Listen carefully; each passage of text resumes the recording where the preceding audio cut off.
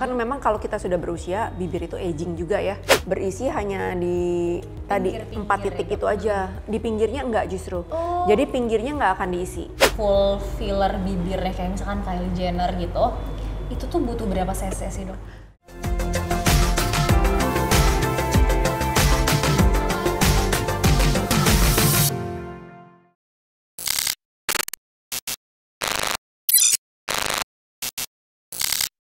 Halo teman-teman, balik lagi bareng aku Sekar di Behind Beauty Podcast. Nah teman-teman, siapa nih di antara kalian yang pengen punya penampilan bibir yang mungkin lebih seksi atau lebih berisi?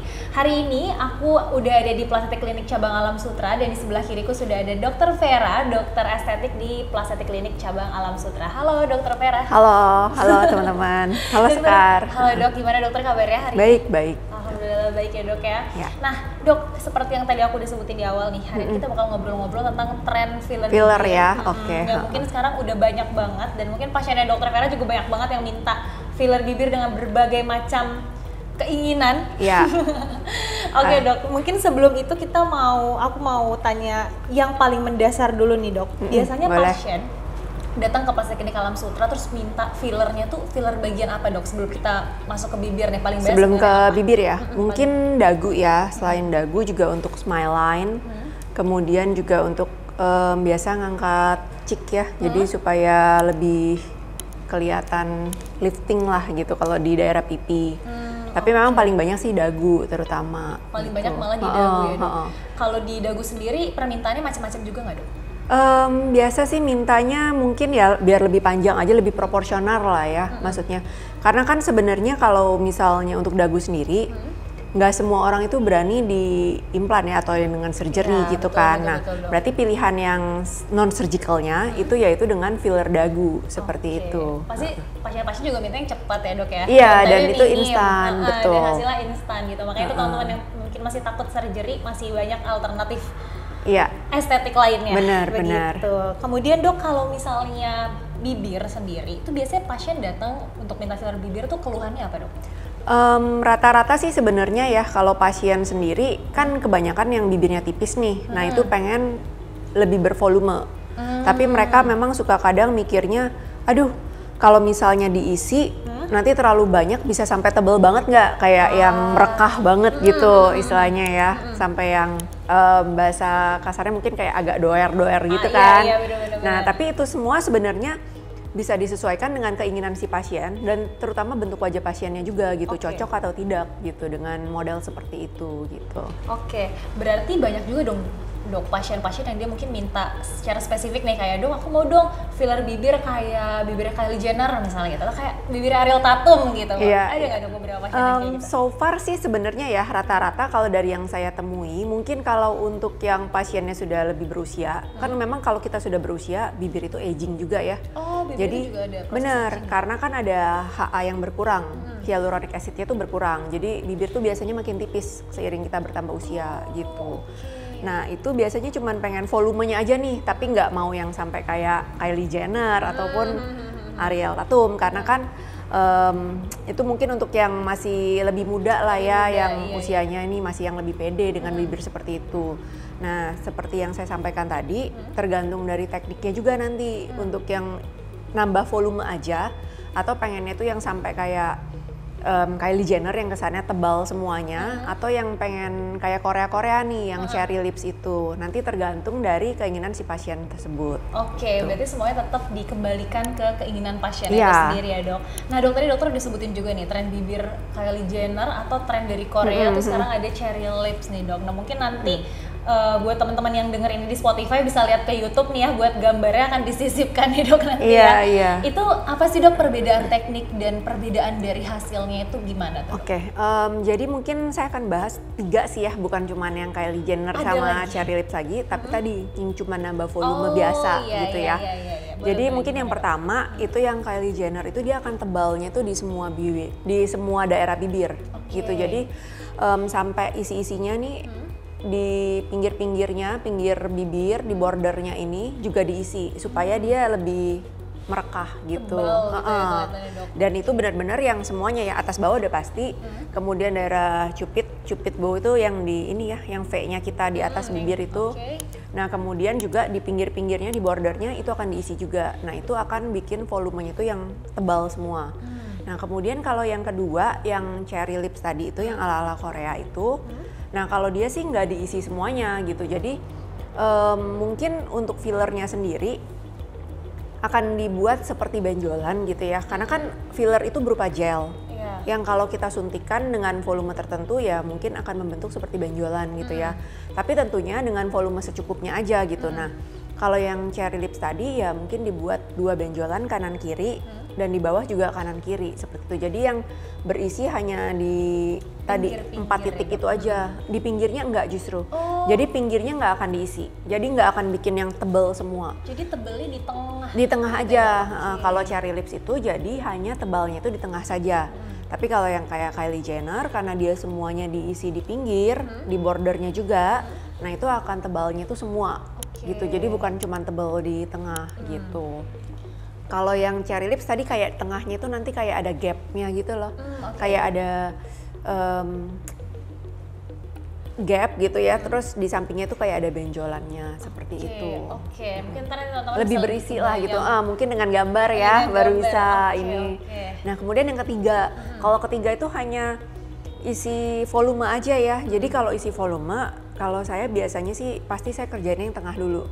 Maksudnya untuk bibir atas maupun bawah, saya isi yang tengah dulu. Nah kemudian tergantung nih kalau memang misalnya tidak mau sampai bibirnya yang merekah tadi, artinya pinggir-pinggirnya ini, bordernya ini kita nggak isi gitu. Paling hanya, kalaupun diisi hanya sedikit banget dan biasanya itu untuk mendefinisikan cupid bows-nya, yang daerah sininya aja gitu. Karena biasanya lurus gitu dok atau gimana? Ada yang, jadi gini, ada yang memang bawaannya itu bentuk bibirnya, cupid bows-nya itu kurang V gitu. Kalau kurang V berarti kita bisa bantu definisikan gitu supaya lebih kelihatan lah V-nya gitu yang si cupid bows-nya. Tapi kalau dia udah cukup, biasanya nggak perlu ditambah itu. Nah, itu kan tadi tekniknya ya dok ya. Kalau misalnya kadang kan aku suka lihat nih orang-orang yang setelah filler itu dia bibirnya tuh jadi lebih kenyal, lebih kayak plum gitu dok. Apakah filler itu punya manfaat lain selain untuk mengisi aja dok?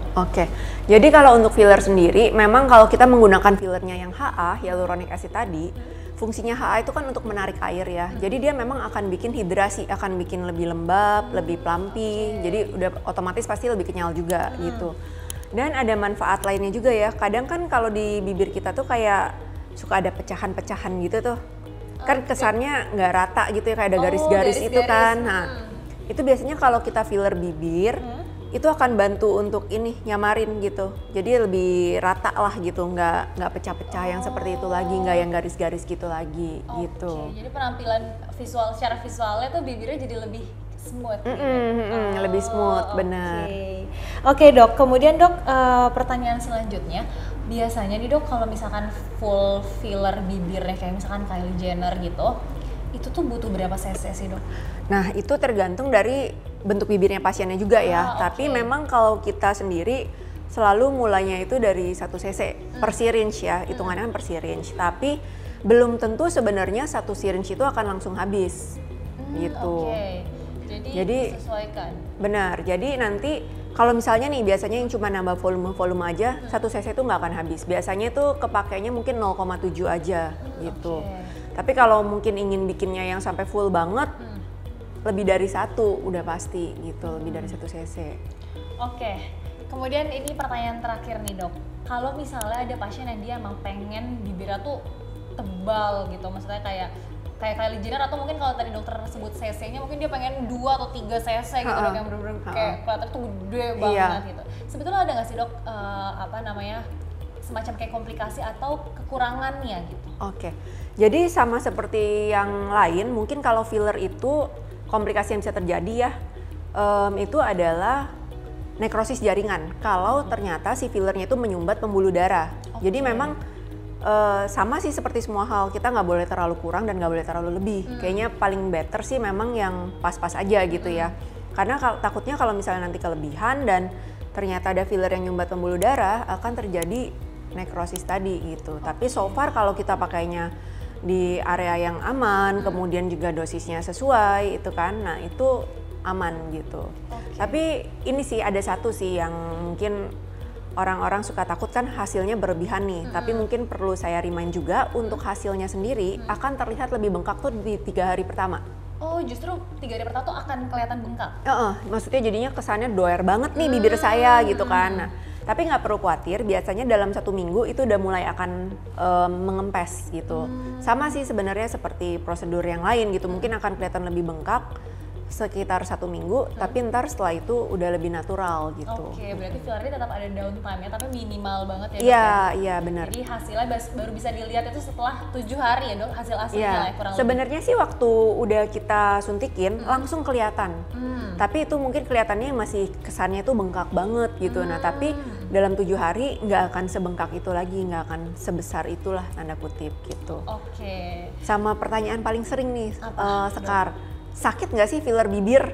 Iya kan? Soalnya kan kerasanya kayak bibir tuh tipis ya? Iya benar. Jadi untuk filler bibir sendiri itu sebenarnya nanti kita akan kasih anestesi topikal nih. Akan didiamkan mungkin sekitar 10-15 menit. Nah kemudian kita akan suntikan fillernya. Nah sebenarnya yang mungkin akan timbul rasa nyeri itu kalau penyuntikannya itu di daerah border, di pinggir-pinggirnya ini. Tapi kalau di daerah tengah, rata-rata pasien tidak merasa nyeri gitu. Oh, justru berarti kalau di pinggir malah nyeri ya? Iya benar, kalau di tengah yang lebih enggak gitu, justru lebih nggak berasa lah. Kebetulan saya juga pernah nyoba, jadi dokter kalau keluar sendiri nggak dok? Enggak, minta tolong ya, kayaknya ntar takutnya kelebihan kalau ini sendiri kan susah ya. Nah itu waktu itu saya udah coba dan memang nggak nyeri sih kalau cuman nambah volume aja. Ya tapi memang filler bibir sendiri kan tahannya mungkin sekitar 6 bulanan ya. Saya punya juga udah aus mungkin. Harus di retouch lagi. Kalau mau retouch, tapi saya rasa udah cukup dulu nanti. Oke, berarti itu ya teman-teman, beberapa pertanyaan yang mungkin sering pasien tanyain langsung ke dokter Vera udah terjawab juga nih, dokter udah ngerasain sendiri sebagai dokter dan sebagai pasien. Iya benar, karena kita harus nyoba kan sebelum kita iniin ke pasien. Jadi misalnya pasien nanya, ini sakit nggak ya? Oh waktu saya sih begini rasanya gitu. Bisa share nih. Iya benar.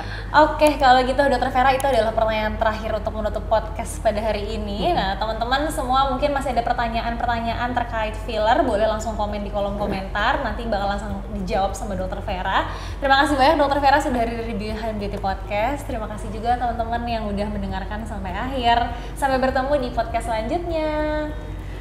Thank you teman-teman, mungkin pesan saya yaitu kalau misalnya teman-teman mau treatment, jangan lupa konsultasikan ke dokter ya, jangan di salon-salon seperti itu. Betul, pastikan dokternya adalah dokter yang sudah tersertifikasi dan punya pengalaman banyak. Oke, dadah!